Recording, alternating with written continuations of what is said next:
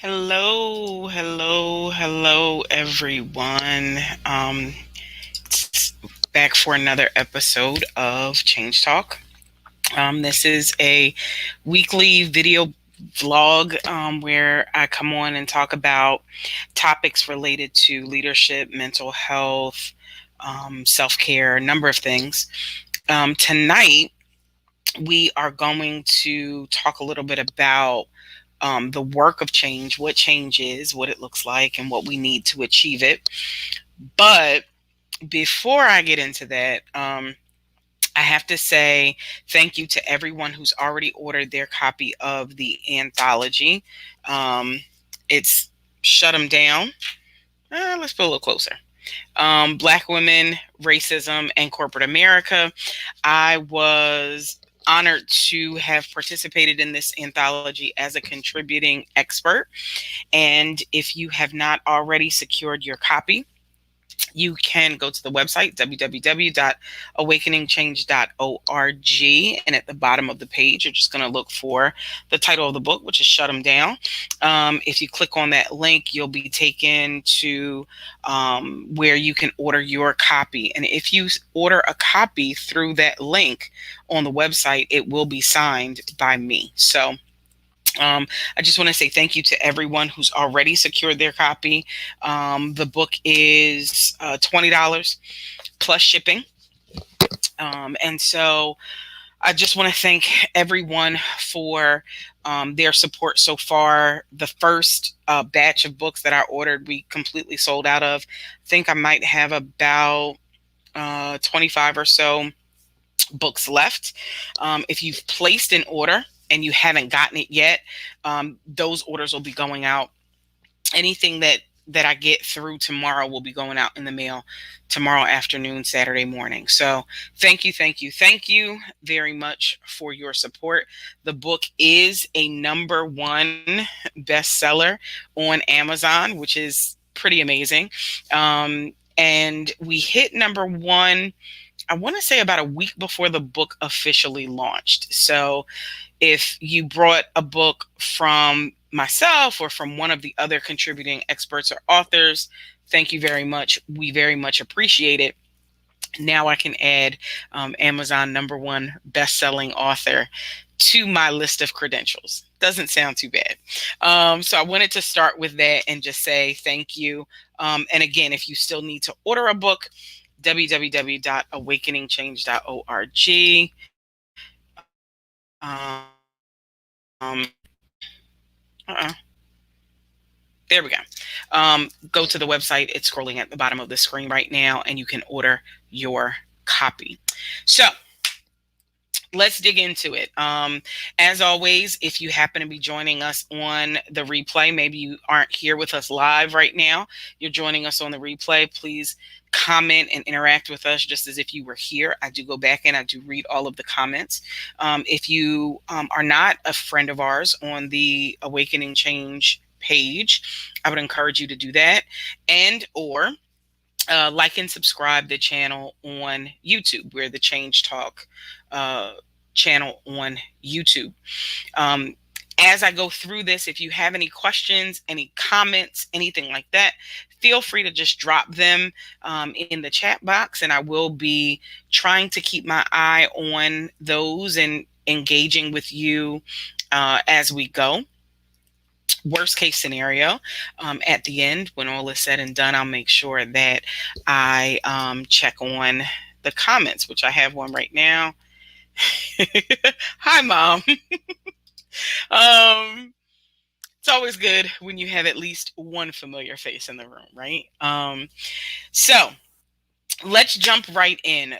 We're talking about the work of change. And a lot of times when folks come to see me in my therapy practice, they know that there's something that they want to change, but sometimes they have a kind of skewed perception as to what it takes to actually achieve and sustain lasting change. We've got a number of folks on TV. We've got Iyanla with her show, Iyanla Fix My Life. There's Dr. Phil. There's all kinds of stuff out there. And so sometimes between those shows and what we see in movies and like TV shows, we get a kind of messed up idea of what it takes to change, and even what therapy is. But tonight I want to talk about, even outside of the therapy space, what we know it takes to achieve and sustain lasting change. I think the best place to start, though, is with us kind of defining a little bit what change is. And it's important to know that change is not this, like, just this thing. It's not just a noun. Change is also a verb. So if you go back to, what was that, like maybe first or second grade English, or it wasn't English back then, it was called language arts. If you go back to that class, you learned about nouns and pronouns and verbs and all of those other things. Well, one of the things that you learned was that noun is a person, place, or thing. So you can change a person. Really, the only person you can change is you. You can change places or locations, and you can change things. But change can be, I'm sorry, a person, place, or thing that you're changing. But change is also a verb. It's an action word. So it requires something on your part. Change is not something that just you wake up in the morning and, like a little elf, you realize that it's been there and you've been completely transformed. It's going to take some work. But that work, if you do it right, it's not easy work. It is difficult work, but it doesn't have to be hard work, if that makes sense. So depending on what it is that you're looking at needing to change, it might take a while. It may be something that's a little deeply ingrained in there that, that you're trying to move around a little bit. So it might take a little bit of work, but it doesn't have to be difficult. And I'm going to tell you why. You have to first realize that change is a process.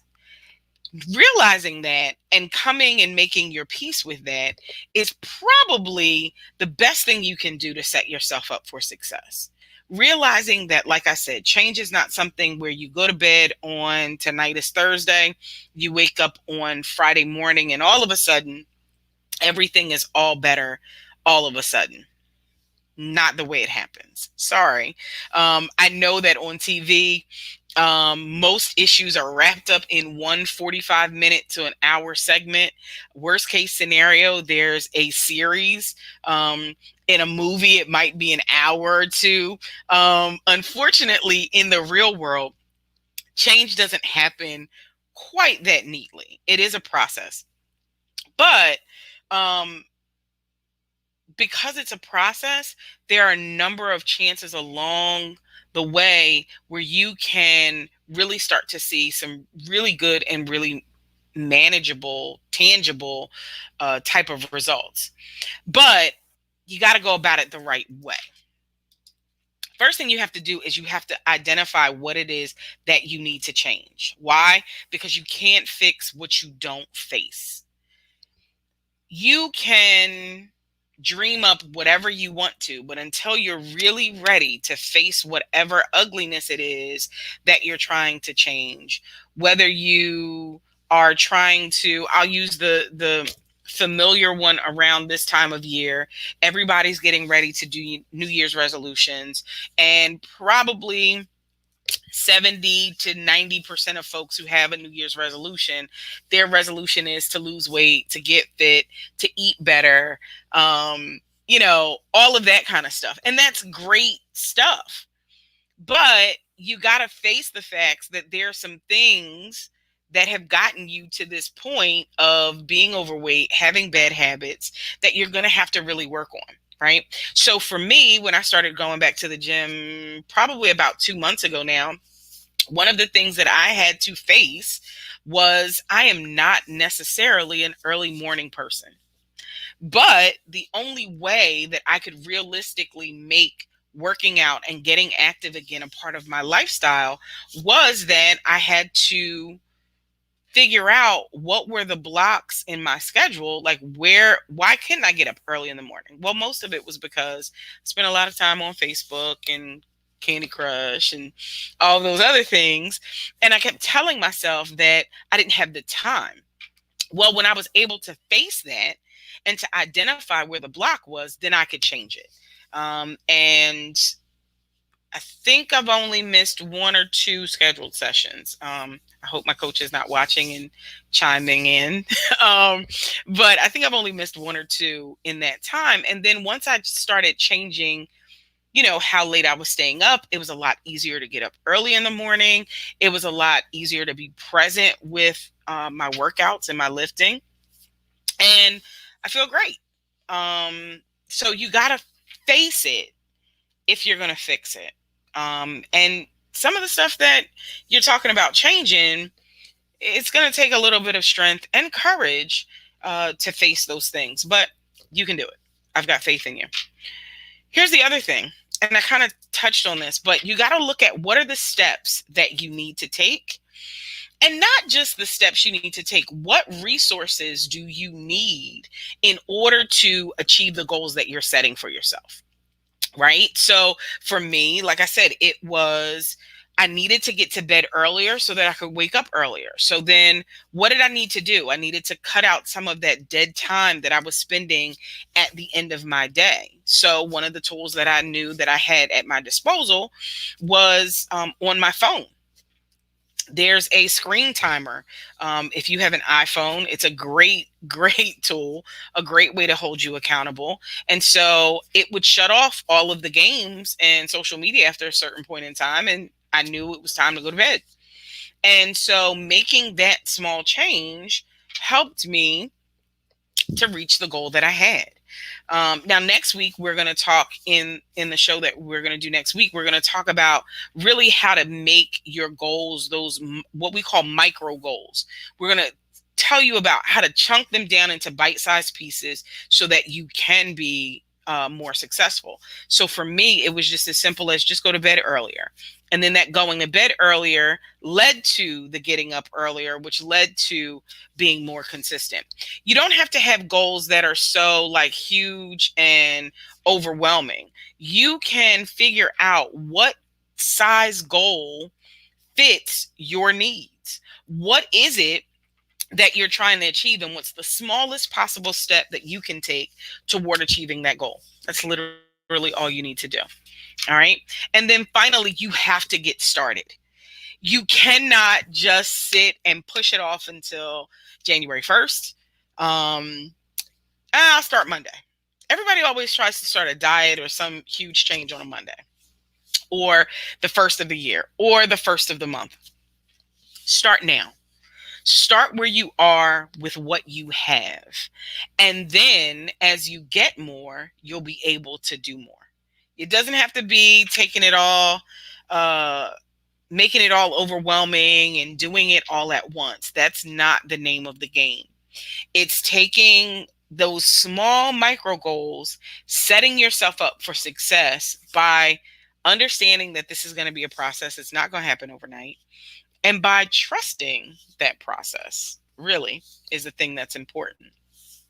So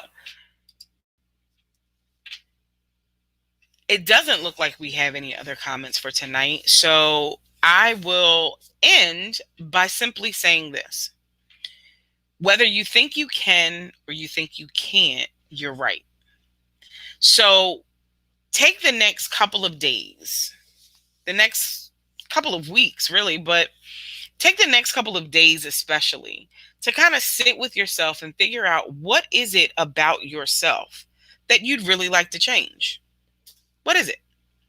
Is it that you just want to, I don't know, journal more often? Okay, so then start small. Start with every night before you go to bed, you're going to write down 3 things that you're grateful for. You've journaled. Now, while you're there writing down those 3 things, if you feel like you want to do more, then do more. But at least you set the goal in such a way that you know you'll achieve it. Like I said, next week, our show is going to be about working smarter. And SMART is really an acronym for how we set up our goals and how we work around them and work towards achieving them. And hopefully by the end of that show, you'll be able to take kind of what you're thinking about you need to change now, and you'll have a framework to put it in that helps it be a little bit more manageable for you. So I thank you so much for tuning in this week for our Change Talk conversation. Like I said, if you're joining on a replay, just feel free to participate. I'll get the notification that you commented and I will respond. I love seeing your comments. If you have an idea for a show, something that we haven't covered, or that maybe we covered it, but you kind of want to go back and revisit it, that's fine too. Drop us a message. Let us know. Visit the website, www.awakeningchange.org. Use the contact us, or on Facebook or YouTube, you can reach out to us. As always, I really appreciate you taking time out to kind of join me for the conversation today. If you need to order your copy of Shut 'em Down, that is signed, again, visit the website and it will give you all of the necessary information. The copies are only $20. And if you order through the website, they are signed. So until next time, thank you so much for joining me. Stay safe and be well.